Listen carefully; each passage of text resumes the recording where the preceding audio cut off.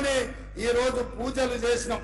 అందుకే మిత్రులారా, దేవుడి పేరు మీద చిచ్చు పెట్టి ఓట్లు కొల్లగొట్టాలనే వాళ్ళకు గుణపాఠం చెప్పాలి. అప్పుడే మన ప్రాంతం యొక్క చైతన్యం ప్రజలకు చేరుతుందని చెప్పి నేను సవినయంగా మీకు అందరికీ విజ్ఞప్తి చేస్తున్నా మిత్రులారా.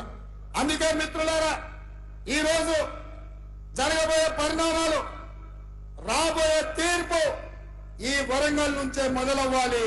నేను అందుకే మిమ్మల్ని అడుగుతున్నా. నిన్నగాక మొన్న హరీష్ రావు గారు ఒక మాట అన్నాడు, రైతు రుణమాఫీ చెయ్యి, రైతు రుణమాఫీ చేస్తే రాజీనామా చేస్తా అన్నాడు. నేను ఈ వేదిక మీద నుంచి మాట ఇస్తున్నా. రామప్ప దేవాలయం శివుడి సాక్షిగా, సమ్మక్క సారలమ్మ సాక్షిగా, 1000 స్తంభాల గుడి సాక్షిగా, అక్కడి సూర్యుడు ఇక్కడ ఉదయించిన, భూమి ఆకాశం తిరగబడ్డా, తుఫానులు వచ్చినా, భూకంపం వచ్చినా, భూమి బద్దలైనా నేను మాట ఇస్తున్నా, 15 ఆగస్టు లోపల తెలంగాణ రైతాంగానికి 15 ఆగస్టు లోపల తెలంగాణ రైతాంగానికి 2 లక్షల రూపాయల రుణమాఫీ చేసి తీరుతా. హరీష్ రావు అన్నావు కదా సిద్దిపేటకు రాజీనామా చేస్తా అని.